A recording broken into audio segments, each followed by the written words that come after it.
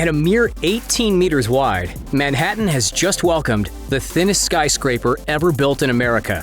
Scratch that. It's the thinnest skyscraper ever built in the world. Move over, Dubai, because the latest billion-dollar modern masterpiece sits on a stone's throw away from iconic Central Park. Welcoming the elite of the elite, the skyscraper is loaded with every conceivable luxury and amenity, not to mention the truly picturesque sunset views. How much does a condo cost in the world's newest IT building? What's included? And most importantly, how does the building stay upright during strong winds? Put on your real estate hats, as all that and more is about to be revealed. New York City has always been renowned for its skyscrapers. From the historic Empire State Building and Chrysler Building to the modern and iconic Freedom Tower, Manhattan offers up a postcard-worthy skyline that few cities around the world can compete with. As we jolt into a new decade, the limelight has shifted. Now, it's all about areas south of Central Park that's home to some of the most expensive real estate in the city. 57th Street is dubbed Billionaire's Row, and you're about to see why.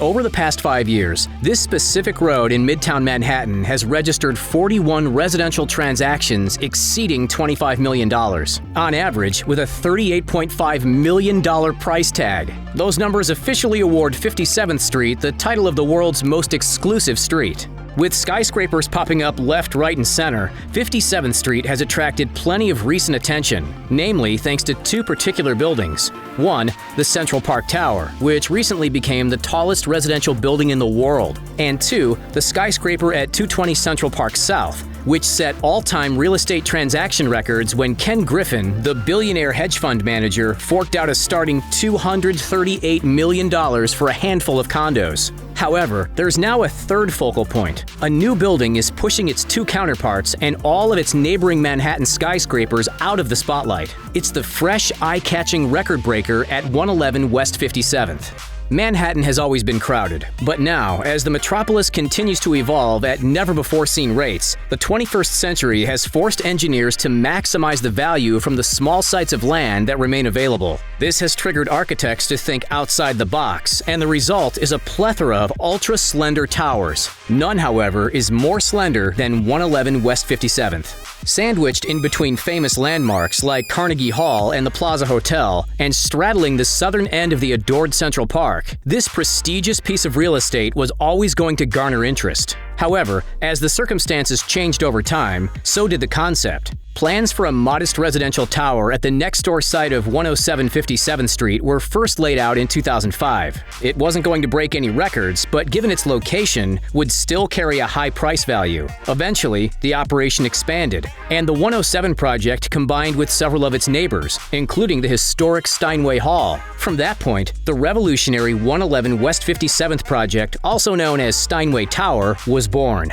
Faced with such a uniquely small site foundation, engineers racked their brains together. How can we maximize the space? How can we create an icon with barely any room to work with? And thus came the idea: build the thinnest skyscraper in history. Based on its width-to-height ratio of just 1:24, that's exactly what it became. The alarmingly skinny 85-story tower scrapes the clouds at 1,428 feet, largely thanks to its decorative top piece, which allows it to kick the tower at 432 Park Avenue off its perch. All things considered, the completed build tallied a whopping $2 billion.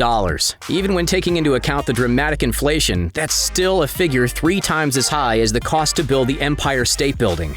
Constructing a monolith such as the Steinway isn't as straightforward as laying a few bricks on top of each other. Besides the physical construction costs, developers are also responsible for obtaining the air rights. Past condo buildings were constructed with the promise of unobstructed Central Park views, so the developers of the Steinway Tower needed to obtain permission from its neighbors in order to occupy the sky-high airspace. On the flip side, they wanted to ensure that no competing skyscrapers would start building and ruin the beautiful views that Steinway Tower itself had promised. With the average price for Manhattan air rights being around $225 per square foot, it certainly adds up when you're building a nearly 1,500-foot tower. The team behind the project, a combination of JDS Development Group, Property Markets Group, Shop Architects, and Spruce Capital Partners, spent a whopping 15 years acquiring air rights from a cluster of neighboring properties, eventually creating an air bubble around the Steinway Tower that was theirs and theirs alone. Even after obtaining the airspace, to actually transition from concept to construction, the developers were faced with one colossal hurdle: the Steinway Hall. This historic landmark was built by the piano company Steinway & Sons and opened in 1925. Therefore, being a protected landmark, it had to be preserved and restored as part of any new development. Knocking it down wasn't an option.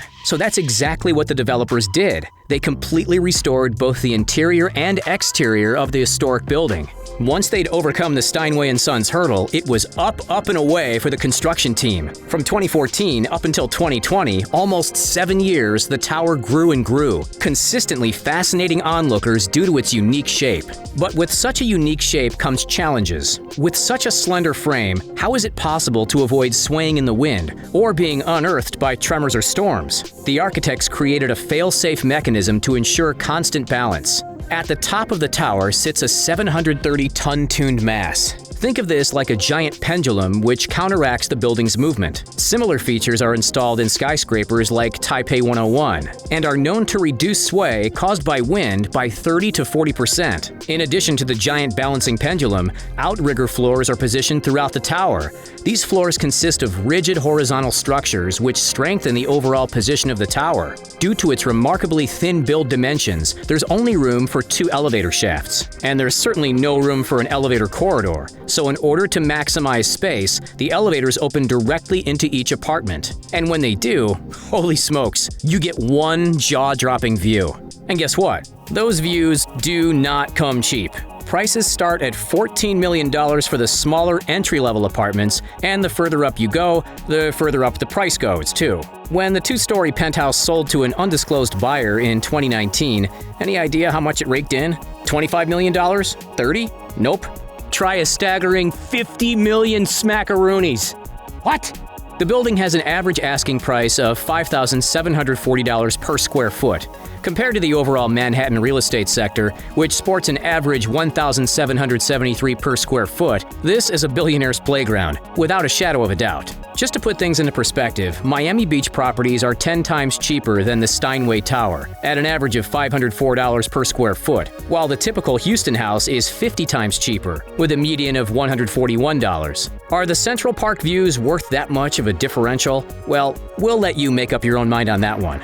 So what does nearly $6,000 per square foot actually get you? Let's take an exclusive look and see for ourselves. The Steinway Tower's first finished condo, whose stunning interior was revealed to the public, is a 4,500 square foot 3-bedroom unit on the 43rd floor. A similarly laid out plot on the 44th floor is listed for $29.5 million, so consider this a mid-range condo in terms of this building. The open kitchen flows seamlessly into the living area, and that's where the opulence really stands out. Thanks to the floor-to-ceiling glass windows, you're presented with an absolutely stunning view. Since the building sits almost directly at the center of the park's southern border, the vistas of NYC's most famous park aren't just unimpeded, but completely symmetrical. On cozy days where drizzle and fog sweeps over the city, residents in the upper floors find themselves basically immersed within the clouds. The condo's enormous lounge room is more than 50 feet long. The dining room has space for 10 seated guests, while each bedroom comes with its very own ensuite, plus an additional powder room, just cuz.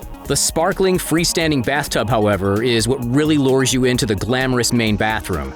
As you can see, luxury touches hang in every corner. It presents a stark contrast to the way that the majority of New Yorkers are able to live in the city. Mega condo skyrises just like this one have actually faced recent criticism for fanning the flame of inequality. That was just a mid-tier condo. If we take the elevator up to the penthouse, then yeah, the opulence and luxury takes a dramatic turn. Of the 46 units in the entire building, there are at least 2 penthouses with asking prices over $50 million. There's penthouse number 74 for $57 million and penthouse number 72 for $56 million. Both of them boast 2 levels, which are connected by a secondary private elevator and a sculptural staircase. Across the 2 levels, which combine for about 7,130 square feet, you'll find Macuba stone flooring, 4 bedrooms, and 5.5 bathrooms. The master bedroom has its own entire wing with a sitting room and wet bar. And the master bathroom, wow, just take a look for yourself. The Great Hall, which is what they've nicknamed the living area, has room for 9 orchestral grand pianos. Scattered throughout the building is anything and everything you could ask for. A concierge service, a common and spacious terrace, private storage, a porte-cochere entranceway, and a valet parking service. Ornate golden gates even flank the front doors. What many consider to be the gem of the bunch, though, is the pool. Rarely do Manhattan accommodations have access to a pool, let alone one this size. The building itself is a stone's throw from high-class shopping, award-winning restaurants, that big old park we've been harping on about, and for convenience sake, it sits within walking distance of a number of subway stations. Although if you've got a spare $50 million in your pocket and can clearly afford the utmost in comfort, convenience, and security, there's absolutely no chance you'll be taking the subway. Probably cruising around in your chauffeured limo instead. Should I take the Ferrari or the Bentley today? Would you shell out millions for one of these condos? Or is something in the suburbs a little more appealing? Let us know in the comments. Like, subscribe, and we'll see you next time.